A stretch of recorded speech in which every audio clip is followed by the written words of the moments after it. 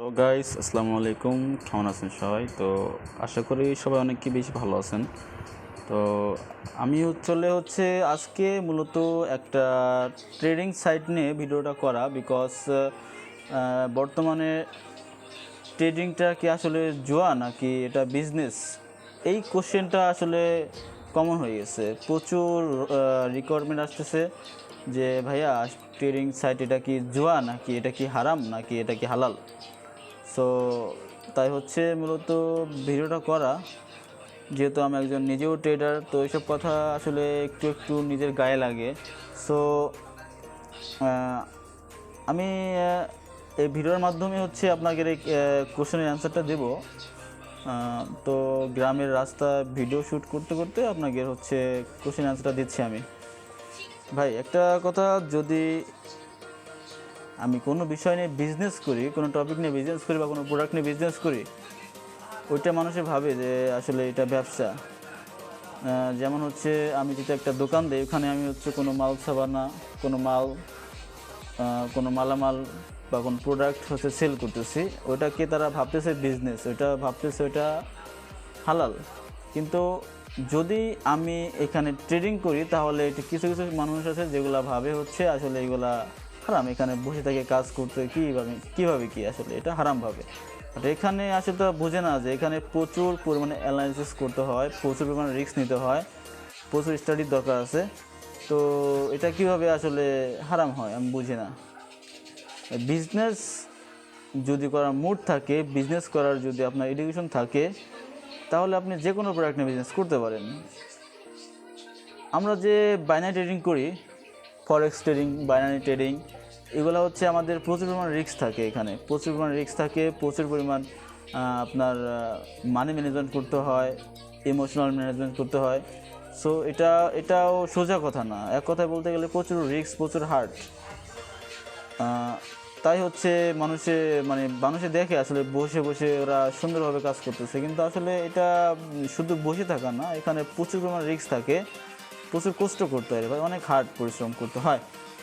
So যদি আমি ট্রেডিংটাকে বিজনেসের রূপে দেখি, তাহলে এটা 100% হালাল অ্যান্ড এটা বিজনেস।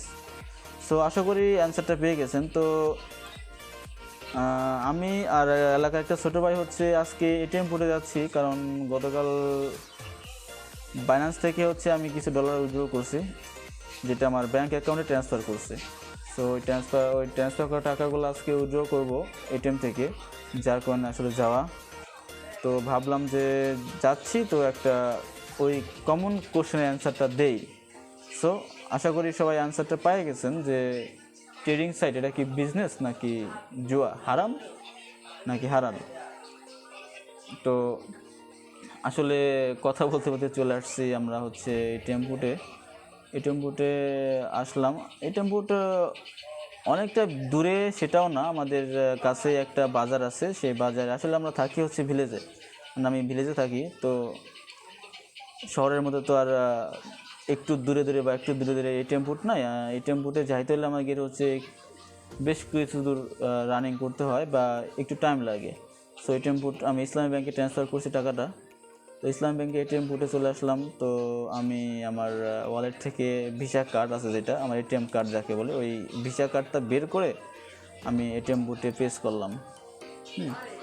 তো পেস করার পরে আসলে যে কার্যকলাপগুলো করতে হয়, যেরকম পিন, তারপর হচ্ছে অ্যামাউন্ট স্লেট, তারপর হচ্ছে আপনার সঠিক ইন্টার কমপ্লিট করে তারপরে হচ্ছে আপনার টাকাগুলো উইথড্র করতে হয়। তো সব প্রসেসিং করলাম, একবার, দুইবার, তিনবার এরকমভাবে দিচ্ছি, বাট কেন জানি হচ্ছে না। বারবার ট্রাই করতেছি কিন্তু হচ্ছে না। একবার দিলাম, প্রথমবারেও নেটওয়ার্ক প্রবলেম, ফেল্ড আসলো। দ্বিতীয়বার দিলাম, তখনও নেটওয়ার্ক প্রবলেম, ফেল্ড আসলো। তো অ্যাকচুয়ালি তৃতীয়বার দিলাম, তো তখন দেওয়ার পরে ফেল্ড আসার পরে আসলে আমি এটিএম বুথের যে গার্ড থাকে আঙ্কেলকে জিজ্ঞাসা করলাম যে আসলে কি প্রবলেম। তো সে বললো আমাকে যে হয়তো বা নেটওয়ার্ক প্রবলেম, তুমি হচ্ছে ব্রাঞ্চ থেকে নাও। তো আমি তার কথা অনুযায়ী এটিএম বুথ থেকে আসলে কার্ডটা বের করে নিলাম, কারণ এখানে তো নেটওয়ার্ক প্রবলেম, আমি কীভাবে টাকাটা উইথড্র করব।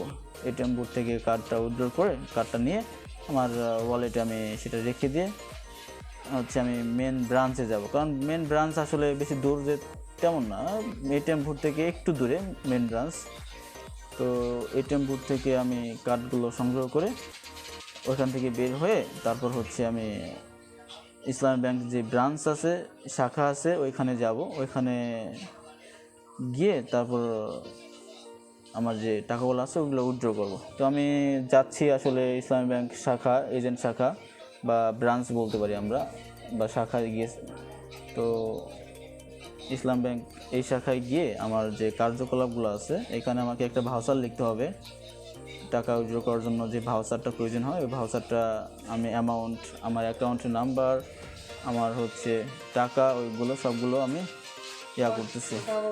তো ভাউচারগুলো হচ্ছে আমি সব কিছু ঠিকঠাক দেওয়ার পরে বসে আছে। আসলে প্রচুর পরিমাণে ভিড়, আপনারা দেখতেই পাচ্ছেন যে এখানে আরও মানুষ এসে সবাই দাঁড়িয়ে আছে যে একে একে সবাই উঠবে টাকাগুলো। সো আমি আমার ভাউচার লেখা কমপ্লিট করার পরে আমি এখানে বসে বসে একটু রেস্ট নিচ্ছি বা একটু ওয়েট করতেছি যে আসলে সে কখন দেয়।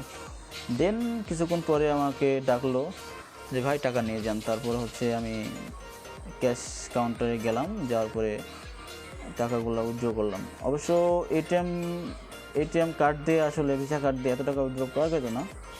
আমি যেহেতু ব্রাঞ্চে আসছি তাই ভাবলাম যে ব্রাঞ্চে যেহেতু আসছি তো তাই আর কি একটু বেশি করে উঠাই, এখানে যেহেতু বেশি উঠানোর সুযোগ আছে।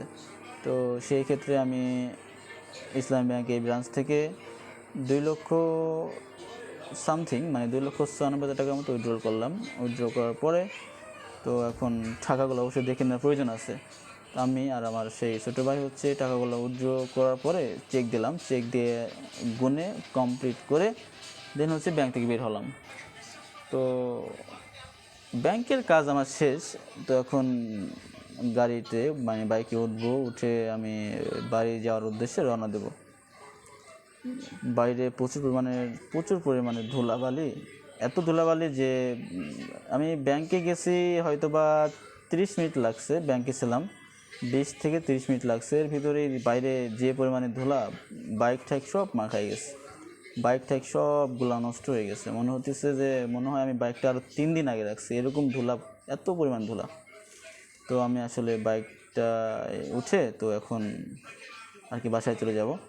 তো আজকে অবশ্য আমাদের বাজারে বেশি একটা ট্রাফিক জ্যাম নাই, অন্য দিন অনেক পরিমাণ জ্যাম থাকে। এদিক দিয়ে যাইতে হলে অনেক লং টাইম লাগে, তো আজকে অ্যাকচুয়ালি তেমন একটা জ্যাম নাই, যার কারণে একটু হয়তো কপাল ভালো, যার কারণে তাতে যাইতে পারবো ইনশাল্লাহ। তো লাস্ট কথা হচ্ছে ভাই, যে যাই করেন বাট ইনকাম করতে হবে। ইনকাম ছাড়া আসলে কে কী করলো বা না করলো এটা দেখা মানে আসলে ঠিক না। বিকজ বাঙালির একটা অভ্যাস হচ্ছে যে কোনো বিষয় দেখবেন হচ্ছে আপনি 1 টাকা ইনকাম করছেন, আপনার পিছনে হচ্ছে যে 8 আনা ইনকাম করারও সামর্থ্য রাখে না, ওই আপনার পিছনে থাকবে।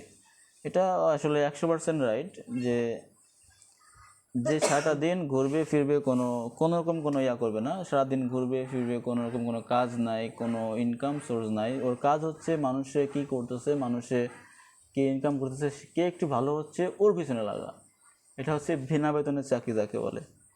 সো তাদেরকে বলতেছি যারা মানুষের পিছনে লাগা আছেন, ভাই এগুলা বিনা বেতনের চাকরিগুলো বাদ দিয়ে নিজের পথ দেখেন, অ্যান্ড হচ্ছে এই ফাও কথা এগুলো বলা বাদ দেন, এগুলো বলা একদমই বাদ দেন। কারণ হচ্ছে এতে আপনার কোনো ফায়দা নাই, সবগুলোই আপনার লস। গড়পড়তে আপনার সব কিছু লস হবে। আপনি ইনকাম করতে পারছেনই না, যে ইনকাম করতেছে তার পিছনে কেন লাগে আছেন? নিজে আগে ভালো হন, অন্যকে ভালো হওয়ার সুযোগ দেন বা তাকে হেল্প করেন। সো আশা করি হচ্ছে আমার অ্যান্সারটা পেয়ে গেছেন। সো ভালো থাকবেন সবাই। আসসালামু আলাইকুম।